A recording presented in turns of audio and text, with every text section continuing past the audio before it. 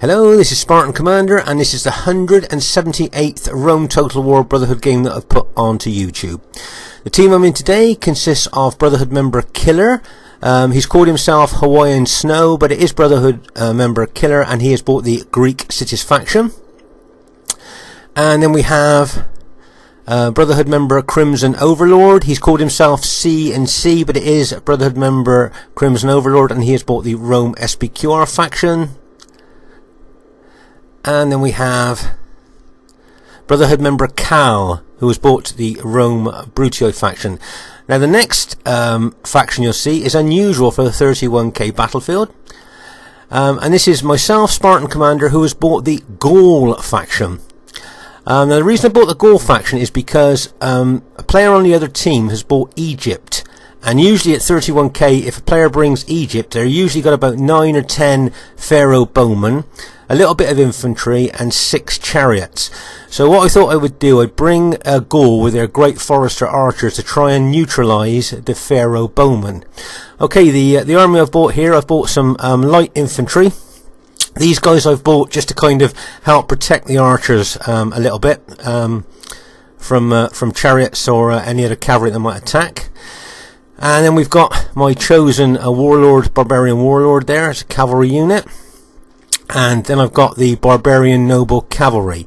Now if you look, you might be able to see the upgrades on this cavalry. It's extremely well upgraded because I'm anticipating having to fight possibly chariots. So I've really upgraded these cavalry with a view to probably, as I said, taking on Egyptian chariots. And then we come to the Forester bowmen. Now, in the 31k game, as I say, you don't see many players bring Gaul, so a lot of you might not be familiar with the Forester bowmen here, archers, but they are very good. And wherever you put them on the battlefield, they immediately hide. When you move them to any position, as soon as they stop, they hide and you can't see them. So they're pretty good, and they got good long range, and they do a lot of damage. And then, of course, I've bought a Druid unit here, and the Druids actually inspire nearby troops.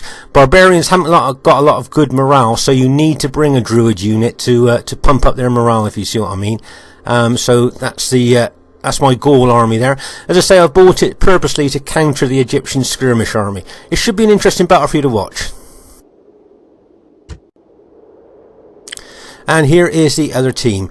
We have OTD Typical Jaguar, who has bought the Rome Scipio faction. And then we move on to Scorpion King SR, who has bought that Egyptian army I was telling you about. If you notice, as we look at this army, you'll see what I mean about how many archers that he's bought. As you see, he's bought one chariot archer unit there.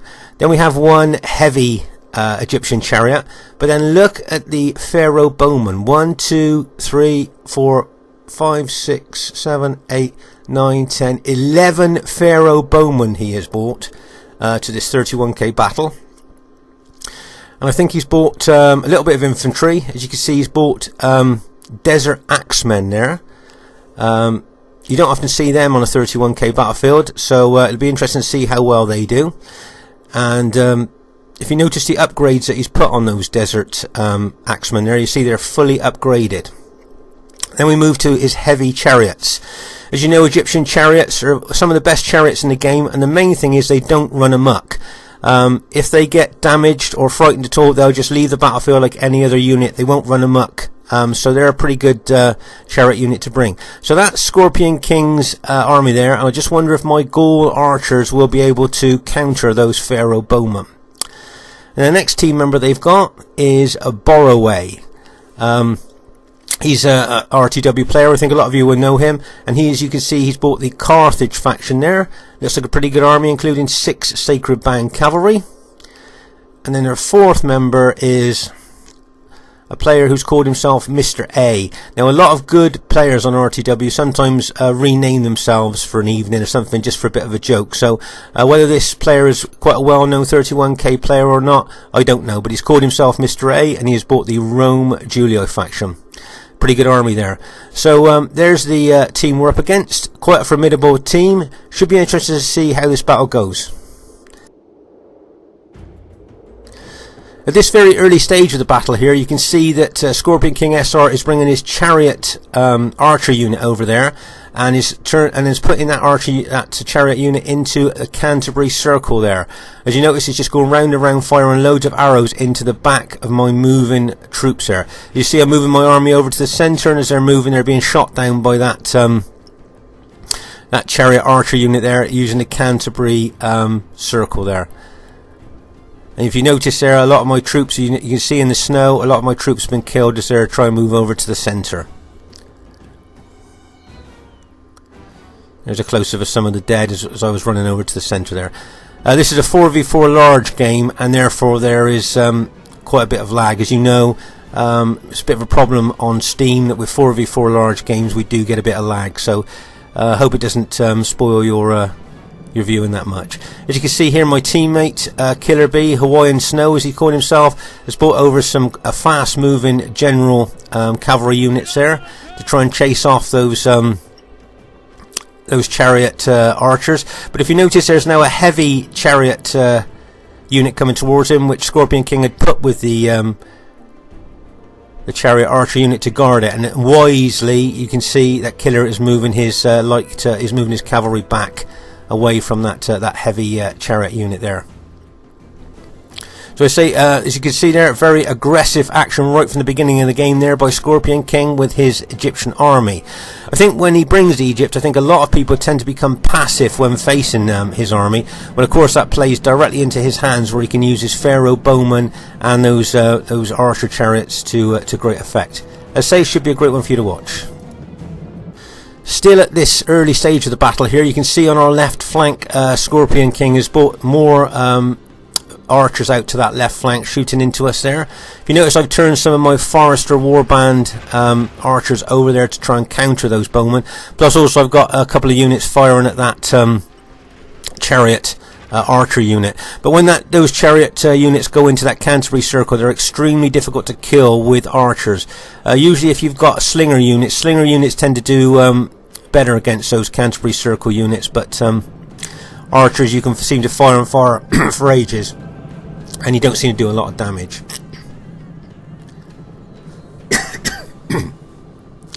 As you can see here, Killer B is bringing those general cavalry units back over again to try and chase off those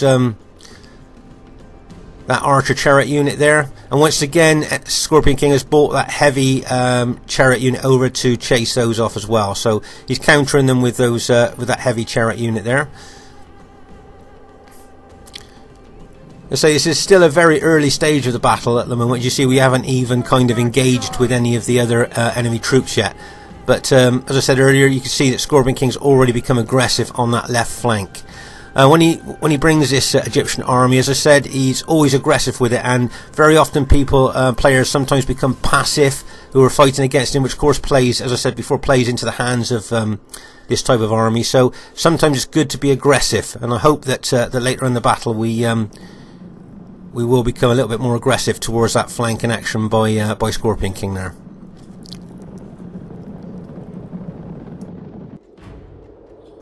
Okay, at this stage of the battle, both my cavalry, my Gaul cavalry, noble cavalry, and Killer B's general units, cavalry general units, are moving out to engage those chariots that were on our left flank. Remember, we've been looking at how aggressive SR has been on that left flank. We were talking about trying to be aggressive, if you like, to counter that left flanking movement by SR there. So you see, we've come out now to kind of push back, if you like, the chariots and the bowmen there. But if you notice now, you can see that Scorpion King SR is bringing over some more heavy chariots there. So it's time we're going to move back a little bit,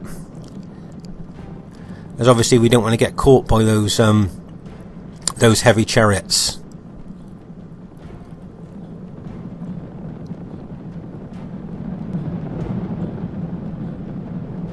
But if you remember, I upgraded my cavalry quite a lot there, because, as I said, it was in anticipation of actually taking on chariots. So I know my cavalry is very well upgraded. So maybe if it comes down to it, maybe we may well have to engage those chariots, just to, if we can, get rid of them from the battlefield. Obviously, those chariots are a menace, and if we could possibly neutralise them, that would be great. Right, if you notice here, can you see our Brutii ally? I think it's Cal is bringing his cavalry across as well to counter that enemy Scipii cavalry that was coming in on us, if you notice that. If you notice, Cal's moving his Brutii, green Brutii infantry over there as well to the left flank. And if you notice, as soon as he's done that, both Killer's general cavalry, Greek city's general cavalry, and my noble cavalry are now moving back over to that left flank as well. You see how we put up for a while with that aggression on the left flank, and then when we kind of decided to, we then, if you like, attacked on that left flank to try and, if you like, counter the aggression that was being shown towards us on that left. I think this might be the first time I've ever tried this experimental Gaul army, so it'll be interesting to see. As I say, I built it purposely to take on these skirmish Egyptian armies that are brought to 31k battlefield. So it'll be interesting to see how well this this Gaul army does against Egypt here. Right, as you can see now, I'm running my cavalry, and I've got some of my infantry. I think I've got my infantry there running over as well, with a view to take on those enemy chariots. Right, can you see now? Scorpion King SR has decided to charge his chariots into my noble cavalry, and bang, as those chariots hit. The enemy warlord is dead, slain by your brave Okay, so we've managed to kill the Egyptian general. I'm now running my infantry into that melee as well.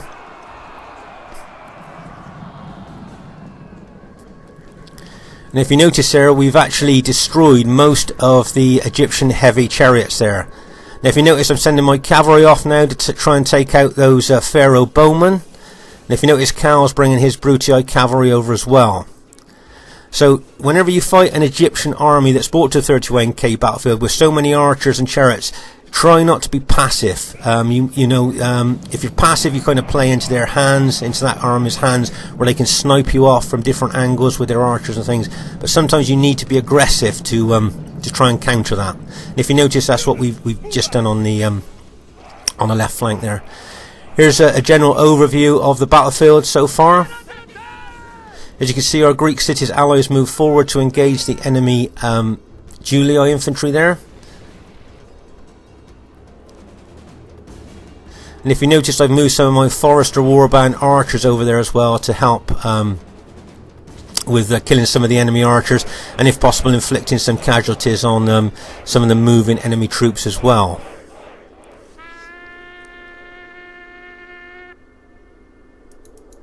If you notice there, Killer's moving forward fast with his Greek cities. It wouldn't surprise me if he charged into the front lines of that enemy Julii force there. Can you see how he's now charged his Greek cities army into the enemy Julii infantry there? Right. Now if you notice here, an alarming gap has come up between our Greek cities ally and our SBQR ally. Let's just pause the game for a second here. If you notice, see the gap between our Greek cities and SBQR ally there? So now that Carthage army with cavalry, if they wanted to, could possibly pour through quite a big gap there and get in behind our Greek cities ally. So that's a possible opening there that could be exploited. But over here on our right, if you've noticed now, I've got my I'm running my Forester archers forward there, obviously with a view to try and engage as many of the enemy archers as possible. As I say, it's very unusual to see Gaul on a 31k battlefield, so as I say, it's just a purely experimental army that I made just to try and counter this the Egyptian 31k armies that are often brought to 31k battlefield. So as you can see there's lots of Egyptian Pharaoh archers still at the back there firing at our men. You can see the Carthage army is pretty well intact, and you can see that the enemy Scipio army is intact as well there. So it'll be interesting to see what happens over there. As you can see here, we've routed most of the enemy chariots over on our left flank there, and are now returning my cavalry and some of my infantry over to the main battle now. This is just a general overview of the battle at this stage. Let's see what happens next.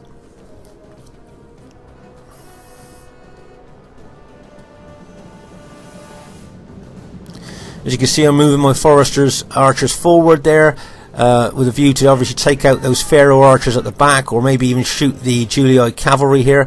As you can see, that Julii cavalry is quite close to my archers, but if you notice, my allies brought his SBQR cavalry over to cover my archers if that Julii cavalry decided to attack.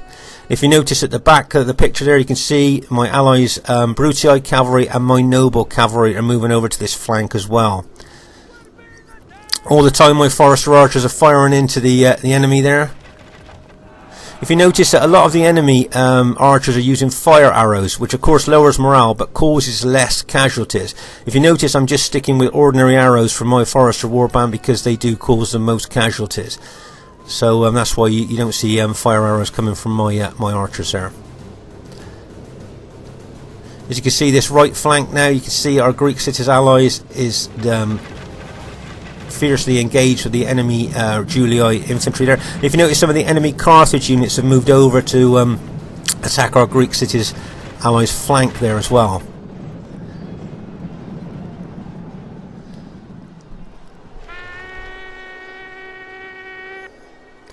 As I say, the lag on 4v4 larges is pretty bad on Steam, and so just hope it's not affecting your viewing too much. As you can see here, Scorpion King SR is charging his Desert Axemen into the back of Cal's Brutii infantry there. If you notice that, as well as the enemy Scipii infantry attack as well. Right, let's just pause again for take stock of the situation. As you can see, there's an Egyptian chariot and those Egyptian axemen there charging into Cal's Brutii unit there. There's those Desert Axemen there attacking Cal's infantry. Let's say though, remember those axemen were fully upgraded, and also you've got the enemy Scipii infantry charging into Cal's army as well. So there's a lot going on that left flank. As you can see, Crimson Overlord's SBQR army there is not facing anybody at the moment, so I suppose he can reinforce the left. Over here on our right, you can see that the enemy Julii are fiercely engaged with our Greek cities ally. Plus you've got Carthage involved over there as well. A lot of Carthage cavalry left. And if you notice here, you can see that the enemy Julii cavalry there are assaulting a Greek cities unit. My guess is that we'll probably counter that cavalry with our cavalry in a minute. So you can see my Forester archers there are firing loads of arrows into the enemy as well at this time. And if you notice, I've just brought my my infantry over as well there, just to support my archers, just in case that cavalry, that Julii cavalry decides to charge into them. Here's a general overview of the battle there. As you can see, that Carthage Sacred Band cavalry charging into SBQR units there. And meanwhile, over on our left flank here, you can see that our Brutii ally is doing extremely well. Do you notice how he just ran his whole army forward onto those tired Scipii units, and those Scipii units just almost routed immediately on contact when that the bulk of that Brutii army hit it there. So on our left flank, it looks like we seem to have broke through there.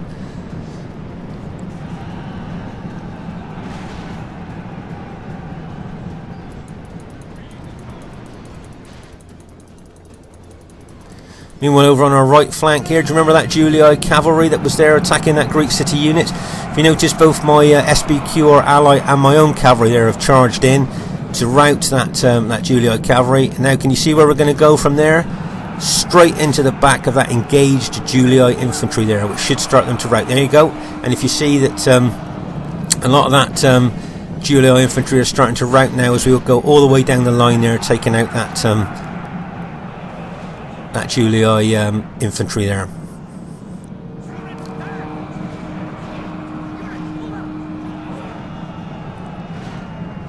As you can see there, that's I think that's kind of actually we've gone on to kind of win the battle from this stage here.